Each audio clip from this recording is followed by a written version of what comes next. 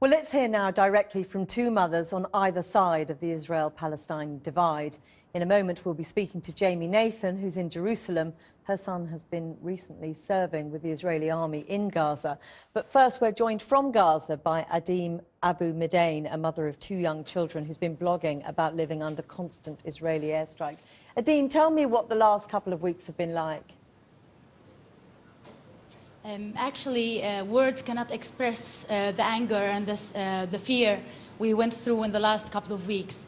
It was a constant nightmare to just to have the idea that I might lose everything in a blink of an eye.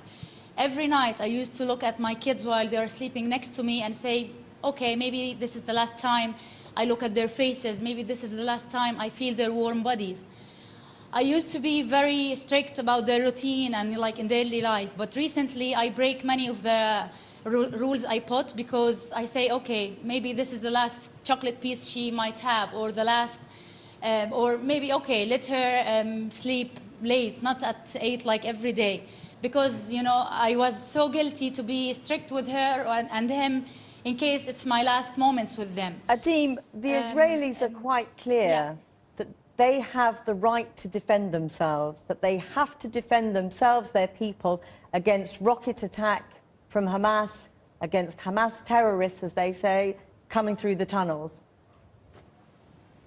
I don't think what's happening in Gaza is a self-defense or is a war against Hamas. Wiping out entire families and level entire neighborhoods and destroying schools, factories, and farms is not about self-defense. I think it's a complete and pure state terrorism. This is so brutal and so barbaric. Right to defend themselves? Do you accept that? Sorry, can you repeat again? Do you accept that they have the right to defend themselves? No, I don't accept that. If they want to defend themselves, they should attack those who attack them, not the civilians. More than 90% of the people who were killed in Gaza in the last 24 days are civilians who were at shelters and UN schools or at their home, sitting safely, having meals, watching TV. It has nothing to do with Hamas. Even Christians in Gaza are being slaughtered, and the whole world is just watching us to die alone, you know? We know that the United Nations have found on a number of occasions arms hidden in schools and hospitals. And the point the Israelis make is that it is Hamas putting Palestinian civilians at risk.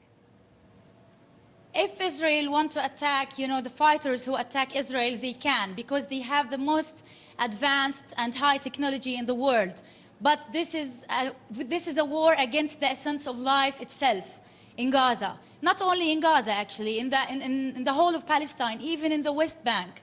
You know, lots of things are happening in the West Bank as well. The settlers attack, building the settlements, cutting the roads. So do you support think the Hamas? Israeli war... Do you support Hamas? No, I'm not a Hamas supporter, and I will never be. I will never support any religious group.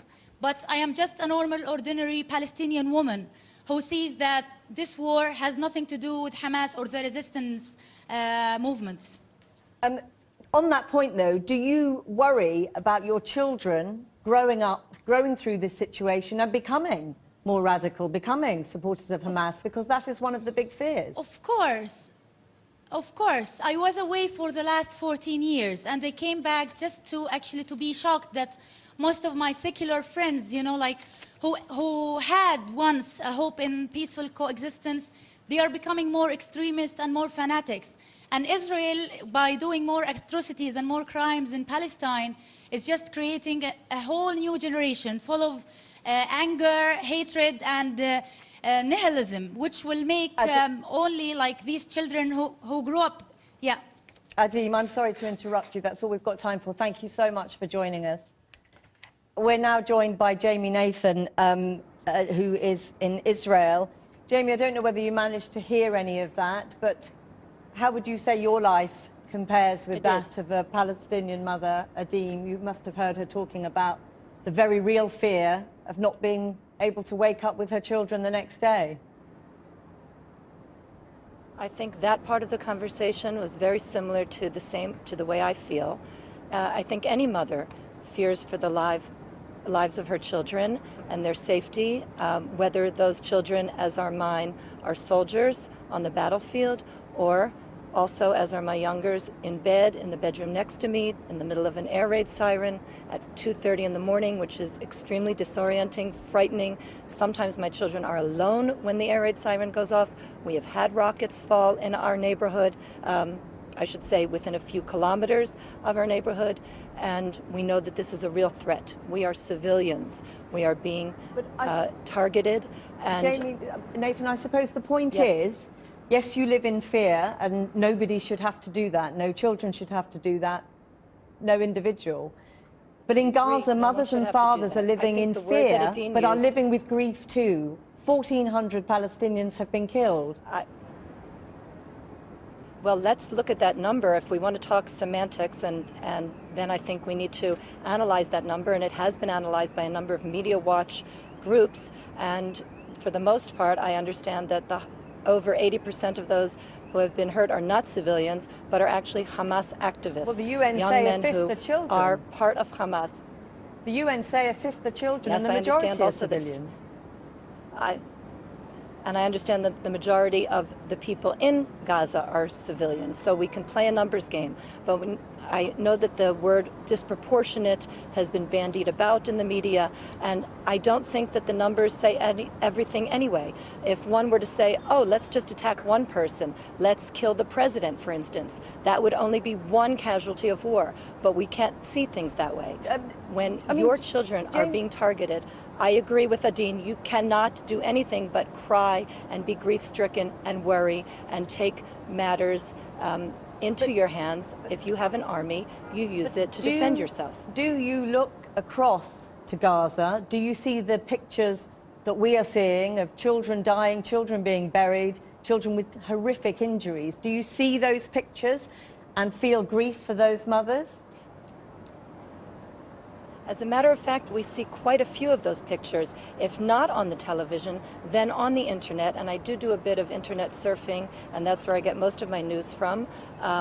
Many of those pictures are worth 1,000 words, and they are horrific. There is a question of how we can, in fact, counter that in the media, because one of those pictures that shows that grief is horrifying. But excuse me, but you're talking about countering... I don't know if it would help if I showed a... You're talking about countering the image of children dying rather than the sheer numbers of children who are dying. I am talking about defending my children. I do not wish to have any children hurt or killed, but I will first and foremost defend my children who were attacked by rockets which were sent from Gaza. Although no civilian has been killed directly by rockets. I understand that today there was a direct hit in Kiryat Gat. I understand that somebody, at least one person, was critically wounded. And I don't think this is a game where we want to just wait for a death in order to justify what we're doing. I hope that nobody is killed, not any of the soldiers who are my children, a 19-year-old, a 21-year-old. They are my children whom I kiss every day when I can. And I went down to their army base to kiss them yesterday. I beg your pardon for interrupting. We're going to have to finish there. Thank you very much. John.